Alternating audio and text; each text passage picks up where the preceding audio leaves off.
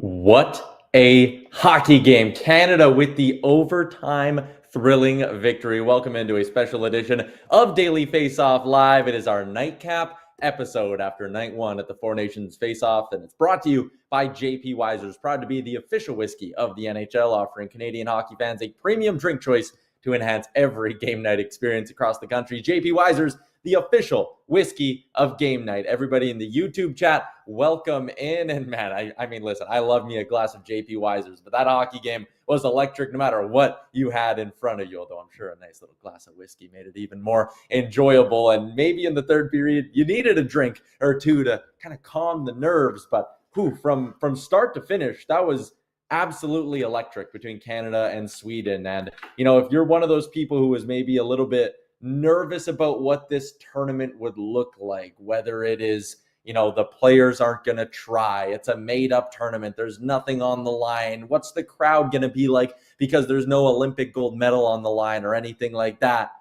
Man, I think basically from the introductions at 8 o'clock Eastern, that any of those fears went away, at least for me. That was absolutely amazing. What a hockey game and what a vibe inside Bell Center in downtown Montreal. We are going to break everything down today on the show, or tonight on the show, I should say. It's 11:17 Eastern time. So if you're still up, again, maybe grab yourself a little glass of JP Wiser's and kick your feet up and enjoy the YouTube chat, because I see that's popping off right now as well. I'm going to get to a bunch of your comments throughout the show, and Frank Seravalli is going to join us live from the arena as well. So plenty to get to. And before I start talking about the game, I guess I'll get to a few of your comments as well over here on the YouTube. I see a bunch of you. Pablo's in here a bunch. Sweden's coach should be fired. Why the hell did he bench Dahlin? Victor Hedman was so overshifted. It was silly. I can't wrap my brain around taking ice time away from Rasmus Dahlin and giving it to Hedman and Brodin. And listen, I think there were a couple of questionable coaching decisions on either side of this hockey game, you know, and I'll probably talk about it more in depth when we get to Frank, but Canada takes an icing when they're up 3-2. The fourth line is on the ice. They've already been on the ice for a goal against in that period. There's 10 minutes left.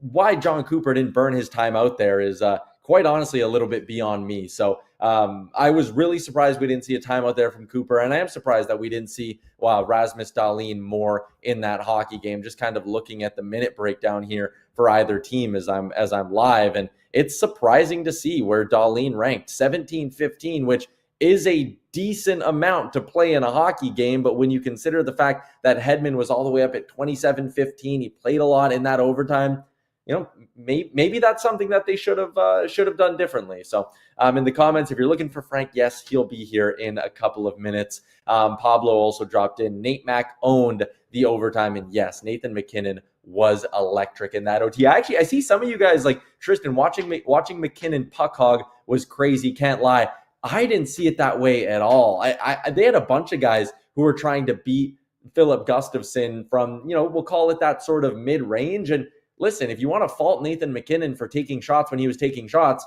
Mitch Marner scored on a shot that's very similar. So on the 2-on-1, I didn't think McDavid did a good enough job of cutting in and going to the net. So I don't fault McKinnon at all. And someone says you need to watch again, Tyler. I don't know.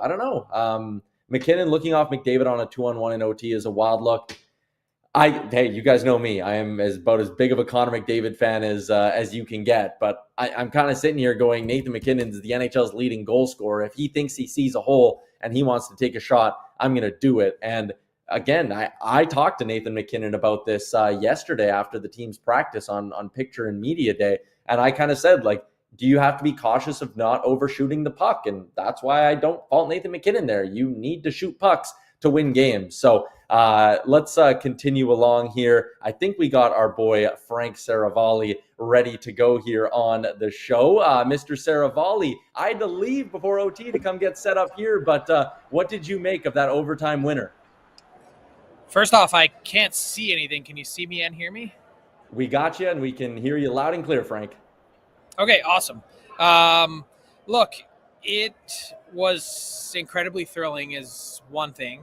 And two, Philip Gustafsson, my God, the chances that Nathan McKinnon had alone in that period, let alone Connor McDavid on a rush as well. He made at least 5 grade A saves in that OT, gave Sweden a fighting chance.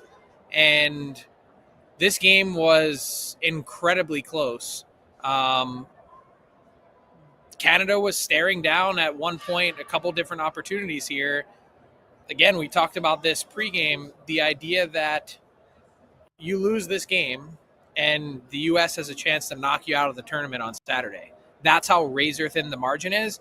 Now it's completely flipped. You survive an OT, you get 2 points. It's a different system. Sweden picks up 1, and Canada lives to see another day against a Sweden team that had no choice but to play really disciplined hockey. Yeah, they gave Canada that one power play right off the jump and then didn't let that big Canadian top power play unit see the ice together again in that hockey game. You mentioned Philip Gustafsson, Frank, and when we did our pregame breakdown today, one of the things we said was, hey, if you get the Philip Gustafsson that the Minnesota Wild were getting in October and November, you're going to be in decent shape here. You talk about how good he played in overtime, but that save on Devon Toews in the final minutes of the game as well. That game doesn't get to overtime if it's not for Philip Gustafsson either. And I'll give a ton of credit to the blue line. I know our chat was talking a little bit about how, why did they overplay Hedman? Dahlin didn't see a lot of time late in the game, even though he was effective early. I still give that whole unit of Swedish defensemen, like, they lived up to the hype, and then Gustafsson blew up my expectations. Yeah, I think the amazing part about this game, and you and I talked about this in the few days that we had to preview this tournament, was Canada should theoretically control so much of the game. They should have the puck on their stick for a ton of it. Outside of the first period, Canada really didn't have much offensive zone time and weren't able to generate a lot. Sweden was very disciplined in their 1-3-1 approach. Not only that, but to the point that we had made about this big, brawny Swedish defense, they were able to kill a lot of plays whenever Canada did get into their end. And that was a huge difference maker because the puck was up going the other way. So a few points of emphasis for me. One, wow, Erik Karlsson. That was Ottawa Senators version Erik Karlsson. Rewind back a few years. And it was incredibly impressive to watch. Two, it was amazing to see Victor Hedman back on his heels on a couple Connor McDavid rushes, teammate on teammate. I'm sure he sees it occasionally in practice, but one really good sign for Team Canada is that McDavid was in, video game mode for the first time that I think we've seen him in a while. And three, we talked about Philip Gustafsson, but what about at the other end of the rink with Team Canada? Jordan Binnington beat clean on that shot from Adrian Kempe on the 1-on-2. Poor gap by Drew Doughty on that rush. And it's, again, speaks to how razor thin the margin here. Canada seemed to kind of be in control, up 2-0 at the end of one, tons of zone time, a quick goal, quick strike to start on the power play. And then all of a sudden, it was almost like after that, Canada was trying to wade into the muck against Sweden's defense. Yeah, I think that's fair. Just to back up the point you're making with a couple of the numbers from Natural Stat Trick, Canada with 21 shot attempts in the first 20 minutes of that hockey game. In the final 40 minutes of regulation time, Canada only had 27. So the first period, without a doubt, I mean, the eye test matched it to their most productive period of that game. And Frank, one of the things I started this show by talking about was, if you were one of the skeptics coming into this, if you were like, I don't know how into it the players are, what are the crowds going to be like? There was talk about ticket sales, all of that stuff.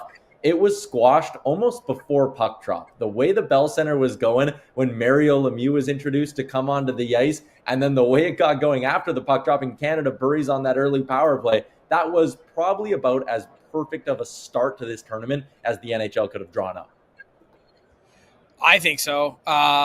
You knew you were going to get an electric Bell Center crowd, and I love the passion that they have, the boos for Austin Matthews, the roars for Mario Lemieux, and really, there's no environment like this in the NHL. I'm sorry to be so blunt to so many different fan bases, but Tyler, you and I were sitting up here in the press box, and we talked about this during the game. The reaction that you get from every sequence, how in tune they are with every game, every aspect of the game.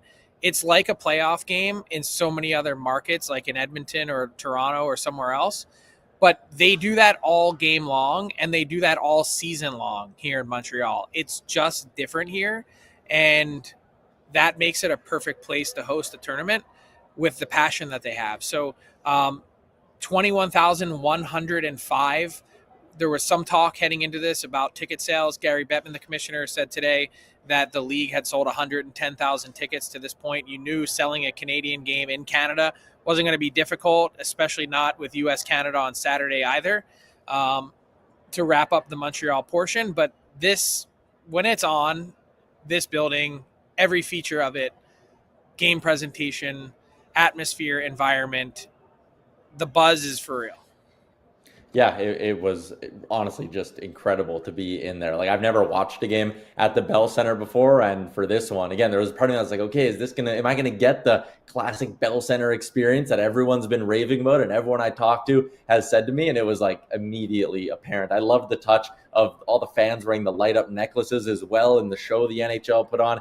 It was awesome. I want to talk about a few more elements of this game. I saw a little bit of hate online, a couple of people saying, hey, Colton Parayko looks out of place. Josh Morrissey isn't having his best game. And I'm sitting here looking at a game log for Team Canada where, I mean, Makar, 28.06, Taves, 25.46, Morrissey north of 23. Parayko pretty much played 23 as well. Doughty was up near 19 minutes. That Shea Theodore loss really changed the complexion of this Canadian blue line.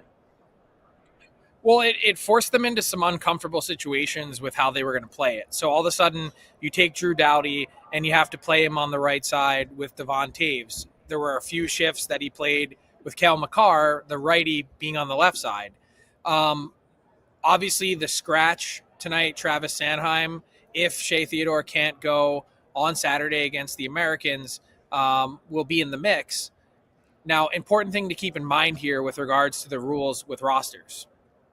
You can't, since we're past the Monday deadline of 5 p.m., you can't add another player to your roster to help replace Shea Theodore if somehow he can't play the rest of the tournament until you dip below 18 skaters or 2 goalies. So at some point, if Canada were to, let's just, hypothetical here, Shea Theodore can't play the rest of the tournament and then someone else gets hurt, that's a defenseman, you're still not at that point yet because then you can still bring in a forward from your roster. So it's going to take a few bodies to go down to be able to add a replacement. And even then, you're kind of deep in the tournament. You're dealing with guys on vacation, not as simple as snapping your fingers. So something to keep an eye on that, yeah, it's nice to have someone like a Travis Sanheim to be able to pull into your lineup, which, by the way, the versatility of Sanheim is that he can play both sides. So whether you lost a lefty or a righty, it doesn't make a difference to him.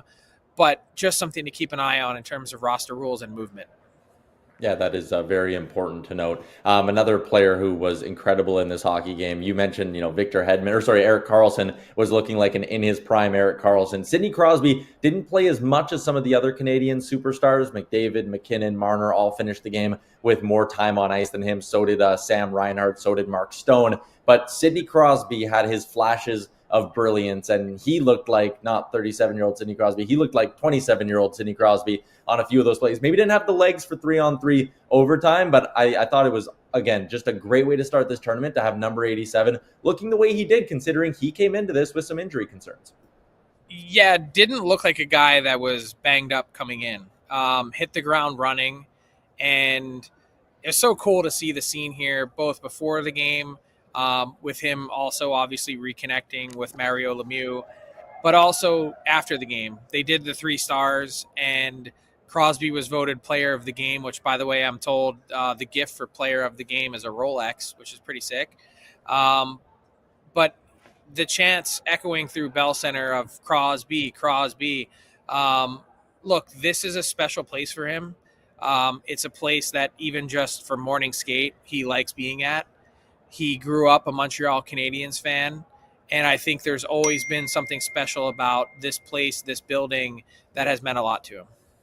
If you're over in our YouTube chat and you want to drop in a question for our guy Frank Seravalli, do that with the hashtag AskDFO. Frank, you kind of touched on it a little bit there, but I maybe want to take a bit of a deeper dive into how Jordan Binnington played in this hockey game. I kind of said earlier today with you that there are 2 scenarios where it becomes easy for Team Canada. Jordan Binnington gives up, 0, 1, or 2 goals, plays great, and he's good, or Jordan Binnington gives up 5 and they lose, and then your decision is easy. You go to Adin Hill. I thought he was good in this game. He made some really strong saves, but again, the rebound kick out on the tying goal, maybe not great. It looked like the shot caught him off guard. The first goal I didn't necessarily love, and the second goal I think he almost wanted back too. So he made some nice saves, but he was far from perfect. Did he do enough to earn the start on Saturday against Team USA in your eyes? Not for me, not with how razor thin the margin was coming in. I thought it was a somewhat questionable decision to go with Binnington to begin with, and not to second guess it to death. I don't think there's a ton that's separating Binnington from Hill. But that said, it's not like he left you feeling overconfident from a game like this. I don't think it was the moment that was too big. I just think, looking at that Kempe goal specifically, coming down the pike, did the puck graze Doughty's stick on the follow through? Maybe. I don't think so. I think he was beaten cleanly, and not to say that that's unforgivable, but there's obviously room for improvement. And with a Canadian team that theoretically, again, should have the puck so much that they don't give up a lot, I think you also don't want to be in a situation where you turn to Binnington again for Saturday's game, and if he doesn't play well against the U.S., then all of a sudden you're introducing Adin Hill in an absolute pressure cooker, even though it's Finland to close out the round robin portion of it. I just think, do you want to go to a guy to get his first experience in the tournament, in such a short tournament, in that spot? I also don't think that there's a world that exists that's crazy that these 2 guys rotate. I could see that for sure. And then you take the balance of the 3 games and, you then decide who your starter is for the championship should you get there. But I would make the switch to Adin Hill for the next game. Yeah, I see a decent amount of people agreeing with you. Mainlander Tim says Binnington was below average. I'd go with Adin Hill. We got a couple that are sort of along. It's fair. Average is what I would call it. Yeah. We got a couple here that are sort of along the same lines. TRH said, is there anyone's game you didn't like? We got another one from McDry that said, would you switch up anything in the top 6? Frank, I didn't see enough that I disliked from the McDavid, Marner, Reinhart line to split them up. Mark Stone, I thought had a really good game. But what do you think? I'll pause you for a second there. I thought Mark Stone was great. Here's the funny thing about the way this game ended. He was a big part of the penalty kill in the last 7-8 minutes in regulation. And then he obviously scored the OT winner. But I thought Mitch Marner was very, very quiet through the first 2.5 periods of this game. I thought it was actually noticeable at times. So he obviously got going. And the big, I think the big storyline, the big narrative that surrounded Mitch Marner for his career to this point in the playoffs and games that it matters most is this is a guy that wilts. This is a guy that hasn't been there to show up. This isn't the playoffs. This is a tournament that's a one-off in February, but there's a lot on the line for his country, for, just being in this environment that I wonder what a goal like that does for Mitch Marner. I mean, maybe not the biggest goal of his career, but certainly an interesting spot. And for a guy that was very quiet through the first 2 periods plus, pretty big moment in OT. Frank, if I'm looking ahead to any sort of a change I want to see from Team Canada, the only line I actually think I didn't like was the fourth line. They were on the ice for both those goals in the third period. I thought the third line was a great source of energy, but maybe a different look needed on that fourth line. Yeah. So would you bring in Sam Bennett? I think I would. I would bring in Bennett for Bennett probably regardless. connecting. Would you bring in Sam Bennett regardless because it's the Americans and it may just be a little bit more physical?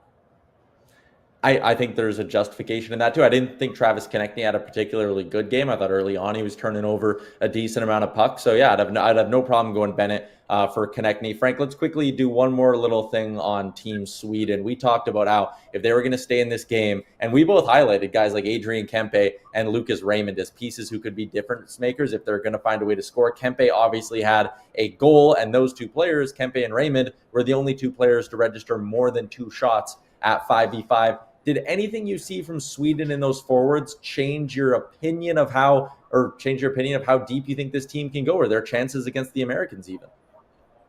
No, I think it's going to be a battle. I think Sweden made a statement here that they are a team that's to be reckoned with.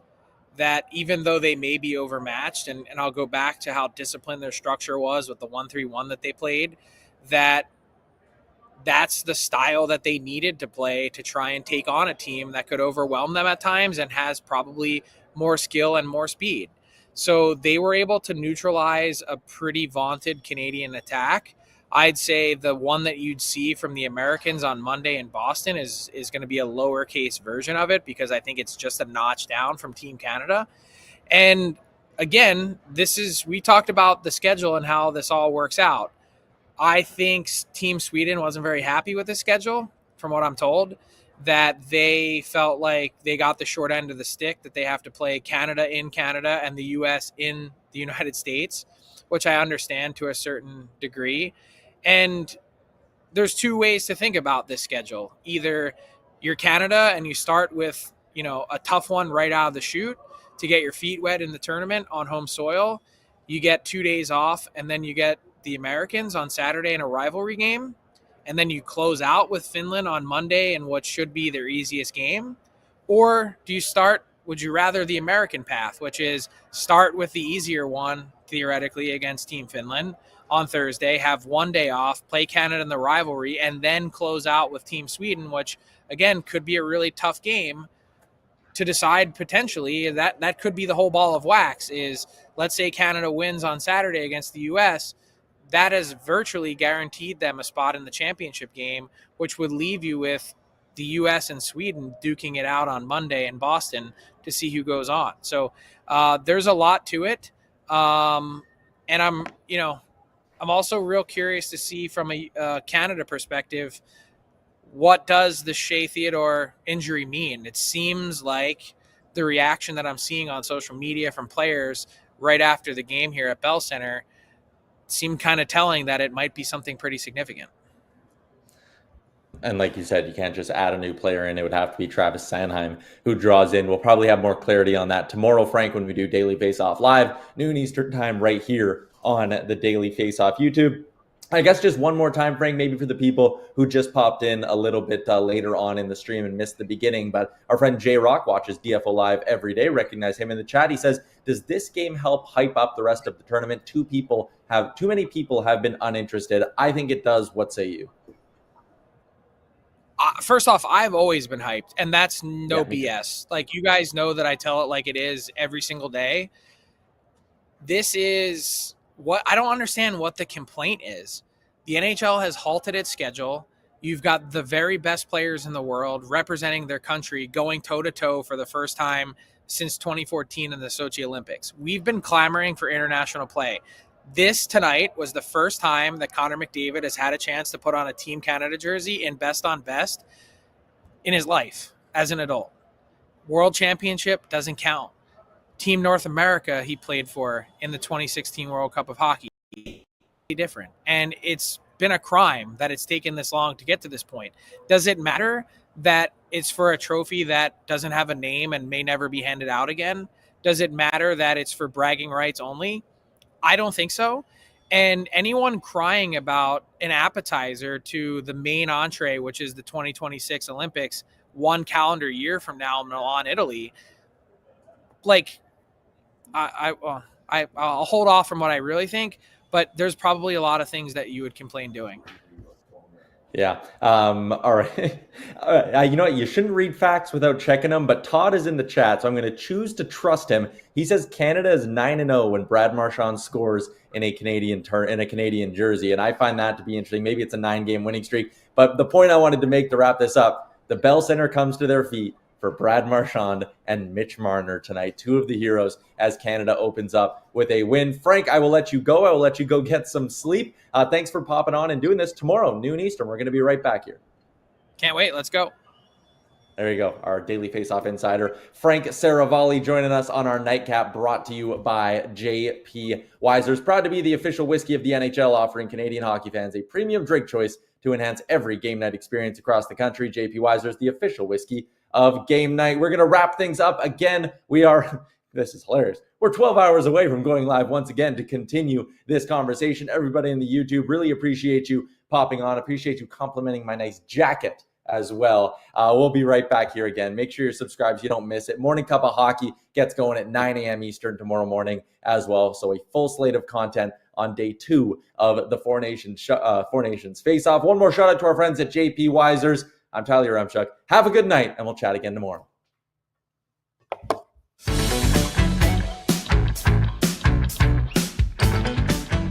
What's up, hockey fans? If you like that video, do not forget to hit the like button and subscribe to the Daily Faceoff YouTube, because we have tons of great content, from exclusive interviews on The Sheet with Jeff Merrick to instant analysis and breaking news with our Daily Faceoff insider, Frank Seravalli, on Daily Faceoff Live, to your go-to morning duo, Johnny Lazarus and Colby Cohen, on Morning Cup of Hockey. Plenty of great content, wall-to-wall, team-to-team, all the way across the entire league. And you won't miss it if you subscribe.